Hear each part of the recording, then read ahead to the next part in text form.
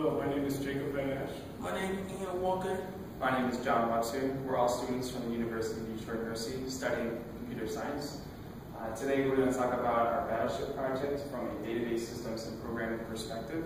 The course that we're in is instructed by Dr. Morozov. The purpose of our system is to provide video game entertainment to Battleship Game enthusiasts. And through our research, we found that the general market is the parents of the kids who like to play video games. This is because kids normally can't afford to buy games for themselves, so they have to have a parent or relative buy it for them. And we also found that our target audience is kids from the age group of 7 to 14. And we got this age range from one of the best-selling Battleship games created by Hasbro. These are the functional requirements for the database system of Battleship. It is ranked from most important to least important. The first requirement is the system must allow the user to select a ship, fully ship roster, and select the coordinate from the flag where the ship should be placed on the grid, meaning it's the initial setup of the game board for the user. The system must allow the user to select coordinates on the component's grid and inform the user if they selected the hit or miss, meaning that it calculates the user time and their attempt to shoot at the opponent's ship and simply would tell the shot they hit or miss. The system must have 2 grids per user. Grid for the user's ship and 1 grid containing the user's stockpile, meaning each user has a grid for ship's placement and a grid to keep track of stockpile. The fourth requirement, the system must inform the user when all the coordinates of the opponent ship to hit, meaning the ship has sunk. And the last requirement, the system must inform the user when all one's played ships are sunk, meaning that the ships are sunk and it determines the winner or loser of the game. These are non-functional requirements for our Battleship game. They're ordered from most to least importance. Number 1 states that the system should be available 99% of the time, meaning that there's always a 1% chance that something unexpected, like an error may occur. Number 2 states the system should have 2 grids for each player, in which case each grid is a 10 by 10 cell. Number 3 states the system should have 5 ships for each player. As you can see over here, we have 5 ships. The aircraft carrier has 5 cells with 1 width. Battleship has 4 cells with 1 width. Destroyer has 3 cells with 1 width. Submarine has length 3, 1 width. Ultra rowboat has length 2 with 1 width. Back over here, we can see number 4. The system should not allow ships to be positioned diagonally, meaning only vertically and horizontally placed. Number 5 states that the system should not allow ships to overlap with other ships, meaning that they can't be placed on the same coordinates. And we have number 6 and 7 both talking about the boundary. So we're not allowing ships to be placed outside the grid boundary, and you can't shoot ships outside the boundary. Number 8 says the system should not allow the user to see their opponent's grid, and this plays into the security of the system. And number 9 is the system should not allow the user to make duplicate shots. And finally, number 10, the system should update the grid affected by a shot or placement of a ship within 2 seconds, and this plays into the performance of our system. For the relationships between functional and non-functional requirements, as you can see up in the top, these are the non-functional requirements 1 through 10, and on the side, functional requirements 1 through 5. This table is populated with X and O values. As you can see by the key here, X's represent the relations and O represent the non-relations. Out of 50 total possible relations, only 19 of them are actually related. One example would be non-functional 6, which states that the user should not be able to shoot outside of the grid boundaries, and functional 2, which states how the user is able to shoot. Another example is non-functional number 1, which is the system must be available 99% of the time. So it's directly related to all of them, because if one of the functional requirements doesn't work, then it's not available. Right here, the Battleship entities. The SIP ID, the purpose is to identify each SIP type and integer. The main constraint, it cannot be null, and default value is it's going to auto-implement each of the SIPs that added to the table. SIP name is identifying the SIP that's going to be one in the table. Type is char, is far char, or the far char.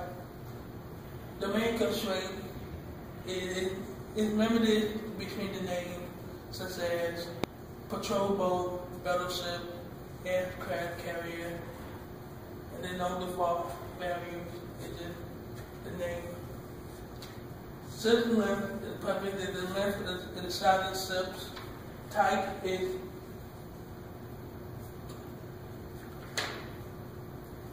integer, and the SIP length is a fix of the SIPs, such as aircraft carrier is 5, battleship is 4, and it varies by SIPs. Coordinates is contained X and Y coordinates on the grid. Type is chart 3 because it's going to be 1 through 10 and A through J, but they can't take 10 because the A 10, you got to be 3. Hit, the purpose of the hit is contained if it hit or miss. And then type is integer because it's going to be Boolean because it's going to be true, false, hit or miss, true, false. The main constraint is in order for the value to be a hit is true, the coordinates associated with the shot must be coordinates of a SIP of its opposing user. If it's not, the value will be set to miss, false. And the player to designate which grid to use, the type is integer, and play value must only be 1 or 2, identify player 1 or player 2. This is the relationship diagram for the Battleship game. We have ships, player 1 ship coordinates, player 2 ship coordinates, grid, and shots. For each ship, there's multiple coordinates, hence the one-to-many relationship. And there's multiple coordinates in the grid that corresponds to ship placement. So there's one-to-many from grid to player 2, player 1 ship coordinates. Likewise, there's many shots contained in the grid, so it's one-to-many here as well. This is our relational schema for the Battleship game.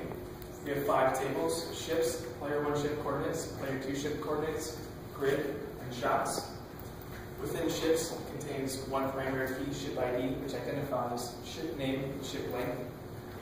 Within player 1 ship coordinates, we have a composite key, ship ID, and coordinates. This identifies the position of the ship. The same goes for player 2 ship coordinates. One composite key, ship ID, and coordinates, which identifies player 2 ship's positions. Grid contains one primary key, coordinates. This contains all the possible combinations within the 10 by 10 cell, which identifies what the grid is. In shots, we have a composite key, player, and coordinate. This identifies whether or not the shot is a hit or miss. Indices, we only had primary key indices for each table. We didn't have any additional indices because we felt like the tables were so small, there was no need for them. To populate more rows, we put in several rows to identify each table. The grid table is all the coordinates that is possibility of to locate the SIPs. Player 1, player 2 coordinates is identifying the SIPs that is located on the grid by a certain length. And then SIPs, you identify all the SIPs by SIP ID, determine the name of the number. And then the shots, depending player, the attempting a shot, you determine the hit or the miss. So we made non-trivial queries for each functional requirement. First functional requirement, we made this query. User will select a ship that is available to the user and a ship's coordinates will be inserted accordingly to the user selection.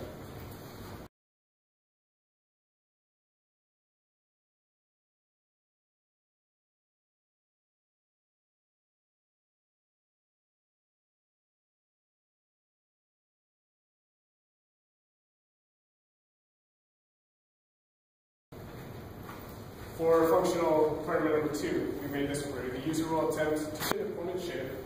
The system will update the grid with hit or miss and inform the user whether or not their selection was a hit.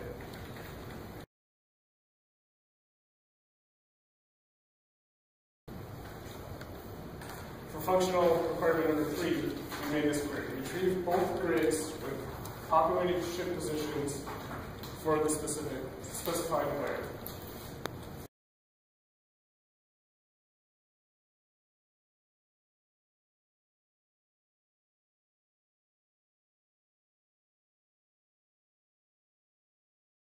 For functional requirement number 4, we made this query. Inform the user when an opponent ship is sunk.